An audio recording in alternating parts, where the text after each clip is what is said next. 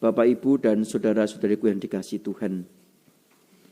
Kalau kita berbicara mengenai panggilan dan pilihan Tuhan, terkadang panggilan dan pilihan Tuhan itu di luar akal budi kita. Ya, kita ambil contoh dalam dunia perjanjian lama. Banyak tokoh-tokoh muda yang dipilih oleh Tuhan. Contohnya siapa? Musa misalkan. Dia orang muda saat itu. Belum punya pengalaman apa-apa. Tapi dipanggil dan dipilih Tuhan untuk membebaskan bangsa Israel. Daud, dia seorang penggembala. Namun dia diurapi menjadi seorang raja. Lalu kemudian siapa lagi? Yeremia. Dia juga orang muda. Yesaya juga orang muda. Samuel juga orang muda. Dan beberapa adalah juga wanita. Esther dan sebagainya. Saudaraku yang terkasih, itu dalam dunia perjanjian lama. Dalam dunia perjanjian baru pun juga demikian. Yesus memilih murid-muridnya, terkhusus 12 rasulnya, itu juga dari kalangan orang-orang biasa. Bukan orang yang hebat, bukan orang-orang Farisi atau ahli Taurat.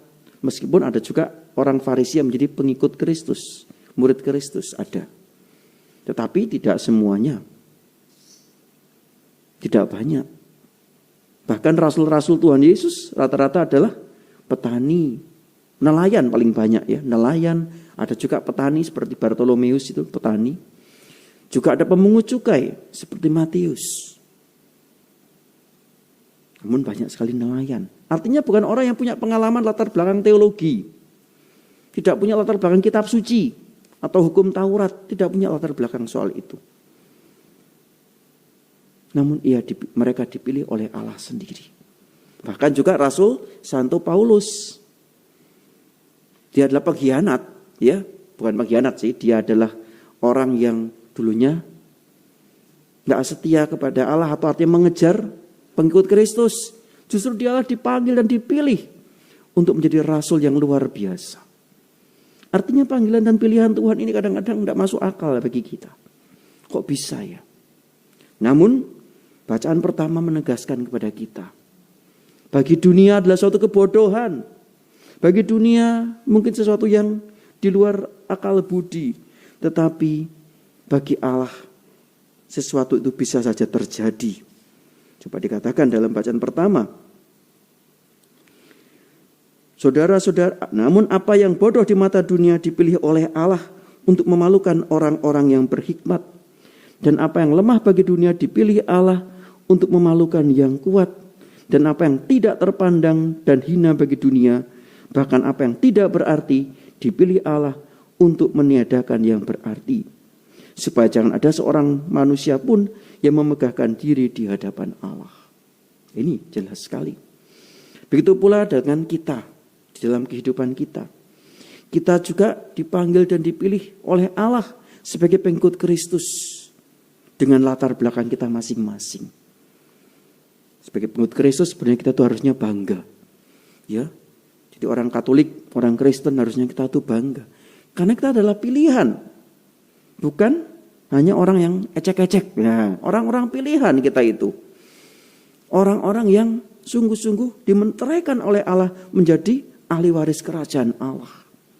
Maka kita harusnya bangga. Kita sebagai orang Katolik, pengikut Kristus. Cuman kadang-kadang kita yang gak bangga dan takut dan minder malahan ya. Tapi harusnya kita tuh bangga sebagai pengikut Kristus. Dan tentunya kebanggaan ini bukan berarti untuk disombongkan. Tetapi kita harus bisa bersikap bijaksana dan kebanggaan kita ini sebagai pengikut Kristus. Dan kita harus mengembangkan diri kita. Mengembangkan diri kita artinya kita harus selalu menyandarkan hidup kita pada sabda Tuhan. Dan melaksanakan nilai-nilai cinta kasih atau melaksanakan sabda Tuhan. Atau nilai-nilai cinta kasih dalam hidup kita. Bagaimana kita mengembangkan diri kita sebagai pengikut Kristus dalam kehidupan kita ini. Bagaimana kita mengembangkan talenta yang Tuhan berikan kepada kita masing-masing. Masing-masing kita diberikan talenta yang berbeda-beda.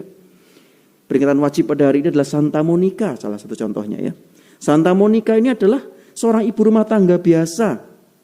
Zaman sekarang istilahnya apa? mak-mak. Nah ya, mak-mak. Biasa, orang biasa, bukan teologi, bukan teolog, bukan orang yang hebat, bukan seorang suster di biara, bukan. Tetapi dia adalah seorang mak-mak biasa. Namun yang luar biasa, dia punya talenta pendoa. Doa itu talenta ya saudara-saudari. Bukan hanya sekedar doa gitu aja, tapi talenta. Dia pendoa yang sangat tekun dan luar biasa. Dan berkat doanya, ia mampu menobatkan suaminya, Patricius, dan anaknya, Agustinus, yang akan kita peringati besok. Ya sebenarnya, tapi karena hari Minggu ya, kita disatukan dengan hari raya tentunya. Ya. Agustinus bahkan tidak hanya sebagai seorang bertobat biasa, tapi dia menjadi seorang uskup di Tagaste, Afrika waktu itu, dan juga menjadi pujangga gereja yang luar biasa, dan seorang teolog yang luar biasa. Dia menobatkan 2 orang langsung, Patricius dan Agustinus, dan tidak sebentar dia ya, untuk prosesnya itu butuh waktu sekitar 20-30 tahun untuk mereka bertobat. Saudara pun terkasih dalam Tuhan, inilah yang artinya mau mendekatkan diri pada Tuhan, bersikap bijaksana, mendekatkan diri pada Tuhan, dan mengembangkan apa yang menjadi talentanya. Saudara pun terkasih, kita pun juga diberi talenta oleh Tuhan masing-masing pribadi kita. Oleh karena itu pertanyaan bagi kita, refleksi bagi kita adalah, apakah kita juga mengembangkan diri kita di dalam iman kita kepada Allah? Apakah kita sungguh-sungguh mau menggunakan waktu yang Tuhan berikan kepada kita dengan kita bersungguh-sungguh mengandalkan Tuhan dan tetap tekun dan setia kepada Dia.